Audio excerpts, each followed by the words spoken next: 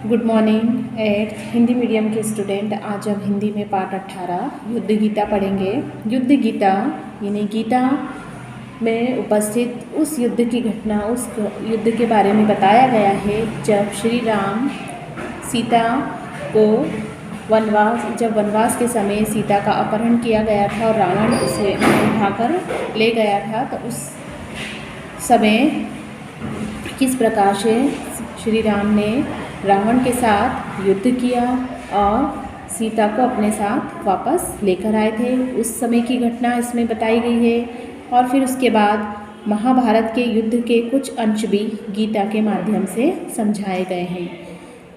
परिचय में क्या दिया है कि राम को केंद्र में रखकर अनेक ग्रंथ लिखे गए, जैसे आदि कवि वाल्मीकि से लेकर कालिदास और भवभूति से होती हुई यह परंपरा तुलसीदास तक अक्षुण्ण है। उसके संदर्भ में भूत, भविष्य और वर्तमान आदि की देश काल की सब सीमाएं समाप्त हो जाती है। जब इसके बारे में पढ़ा जाता है तो हमें ये पता ही नहीं चलता कि कौन सा भूतकाल है, भविष्य काल है या वर्तमान काल है। लंका के युद्ध क्षेत्र में रावण श्री राम से युद्ध करने के लिए अपने रथ पर आरूढ़ होकर आता है और उसकी सेना विशाल है। जो श्रीलंका का राजा है रावण, वो क्या कर रहा है, श्री राम से युद्ध करने के लिए आता है। किस पर सवार होकर? अपने रथ पर, और उसकी सेना भी बहुत ज़्यादा है। उसके साधन, युद्ध की तैयारियां भी बहुत अधिक है।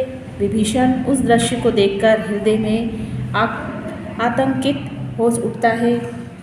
वो सोचने लगता है कि बिना साधनों के राम रावण को पराजित कैसे कर सकेंगे। वे अपना संशय राम के समक्ष रखता है, अपनी बातें उनके सम्मुख रख देता है। तब जिस तरह महाभारत युद्ध के आरंभ में श्री कृष्ण अर्जुन की शंकाओं का समाधान करते हैं, आपने पढ़ा था कि किस तरह से महाभारत का जब युद्ध हुआ था तो अर्जुन के सामने यही समस्याएं आई थी, तो कैसे श्री कृष्ण ने उनको मार्ग दिखाया था, उनका समाधान का सामना किया था, उनका मनोबल बढ़ाने के लिए गीता का उपदेश दिया था। उसी तरह रामचरितमानस में भी युद्ध के समय श्री राम विभीषण की आशंकाओं का समाधान करते हुए धर्म के बारे में बताते हैं, उन तत्वों के बारे में बताते हैं कि शौर्य, धैर्य, सत्यशील, साहस, यम, नियम, दया, परोपकार, दया, ये क्या गुण हैं। उनके संदर्भ में उन्हें बताते हैं, कहते हैं कि सद्गुण रूपी धर्मरथ पर आरूढ़ होकर प्रत्येक बाह्य और आंतरिक शत्रु को जीता जा सकता है, चाहे वो किसी भी प्रकार का शत्रु हो, आंतरिक रूप से हो या बाह्य रूप से, हम उसे जीत सकते हैं। काव्यांश के आधार पर आरंभ में राक्षस सेना के विशाल भयंकर स्वरूप का दिग्दर्शन किया गया है। वानर और भालुओं के उत्साह, उमंग, वीरता का भी मनोरम चित्रण है। इस काव्यांश में श्री राम द्वारा वर्णित धर्म रथ के रूपक में जिस युद्ध गीता की सूत्रों को प्रतिपादित किया गया है, बांधा गया है, वे श्रीमद् भगवद गीता के 7 तत्व की ओर संकेत करते हैं, जो श्रीमद् भगवद गीता में बताई गई है बातें। तो सबसे पहले जो यहाँ पर युद्ध गीता में जो गीत दिया गया है वो किसका है? तुलसीदास जी द्वारा रचित है। क्या कहते हैं वो अपने गीत के माध्यम से? चलेउ निशाचर कटकु अपारा, चतुरंगिनी अपनी बहुधारा, विविधि भांति बहान रथ जाना, विपुल बरन पताक ध्वज नाना। ये 2 लाइन का क्या अर्थ है कि यह जो सबसे पहले तो हम देखेंगे कि संदर्भ क्या है। ये युद्ध गीता से लिया गया है, इसके रचयिता गोस्वामी तुलसीदास जी हैं। प्रसंग में क्या आएगा कि तुलसीदास जी ने रावण की सेना का युद्ध भूमि में प्रयाग करते समय जो स्थिति का वर्णन किया है उसके बारे में इसमें बताया गया है कि रावण का आदेश पाकर राक्षसों की अपार सेना युद्ध भूमि के लिए चल पड़ी। जैसे ही रावण क्या करता है, अपने राक्षसों की सेना को आदेश देता है और वो कहाँ चल पड़ती है? युद्ध भूमि के लिए। चतुरंगिनी सेना है, उसको क्या नाम दिया गया है? चतुरंगिनी सेना। उसमें कई भाग है। अब उसमें कौन कौन से भाग हैं उसके आगे पढ़ेंगे हम। चले मत गज जूथ धनेरे, प्राबिट जलद मरुत जनु फेरे, बरन बरन बिर देत निकाया, समर सूर जान ही बहुमाया, अति विचित्र वाहिनी बिराजी वीर वसंत सेनु जनु साजी। तो इसमें क्या बताया है कि अनेक सावरिया, रथ, विमान आदि इसमें सम्मिलित है। अनेक रंगों से इनका ध्वज पताका फहरा रहा है। अनेक मतवाले हाथी झुंड में ऐसे चल रहे हैं मानो वायु से उड़ाए हुए बादल चले आ रहे हो।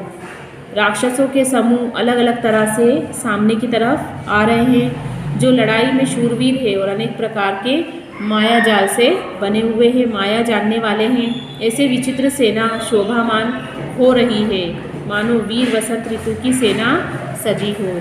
किसको सेना का जो स्वरूप दिया है वो किसका स्वरूप दे दिया है? वसंत का स्वरूप दे दिया है कि इसकी सेना ऐसी लग रही है मानो वीर वसंत की सेना से सजी हो। चलत कटक दिग सुंदुर डगही क्षुभित पायोधि कुधर डगमग ही।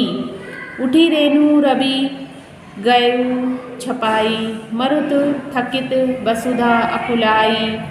पवन निशान घोर रव बाजही प्रलय समय के घन जनु गाजही।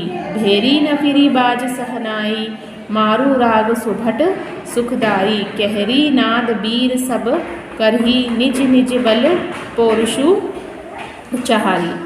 अब क्या बताया है कि जो सेना तैयार की गई है वो कैसी हो रही है? शोभायमान हो रही है, वीर वसंत ऋतु से सजी हुई लग रही है। दिग्गज डगमगाने लगे हैं, समुद्र उछलने लगे हैं, पर्वत हिलने लगे हैं। इसके अलावा ढोल और नगाड़े बड़े घोर ध्वनि में बड़े जोर शोर से बज रहे हैं मानो महाप्रलय के बादल गरज रहे हैं। युद्ध भूमि पूरी तरह से तुरही नफिरी शहनाई में लीन है तथा योद्धाओं को सुख देने वाला सुंदर मारू राग बज रहा है, जो योद्धाओं को क्या कर रहा है? सुख दे रहा है।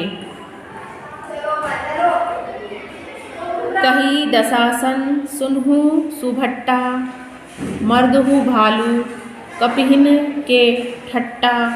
हो मारी हऊ भूप को भाई अस कही सन्मुख फौज रेगाई। यह सुधी सकल कपिहिन जब पाई धाय करी रघुवीर दुहाई। तो जो युद्ध के समय क्या हो रहा है? जो शहनाई बज रही है, तुरही नफिरी बज रही है, वो उसको सुख दे रही है। सभी वीर योद्धा सिहनाद कर रहे हैं, सिंह की तरह गर्जना कर रहे हैं, अपने पराक्रम का प्रदर्शन करना चाहते हैं, शक्ति का बखान कर रहे हैं कि हम देखो सबसे ज़्यादा शक्तिशाली हैं और हम ये युद्ध को क्या करेंगे? जीत कर दिखाएंगे। तो इस तरह से यहाँ पर जो तुलसीदास कवि ने एक बड़ा ही सुंदर और मनोरम दृश्य प्रस्तुत किया है गीत के माध्यम से। मानो ऐसा लग रहा है जैसे हम वहीं पर मौजूद हो, हमारे सामने ये सब हो रहा है।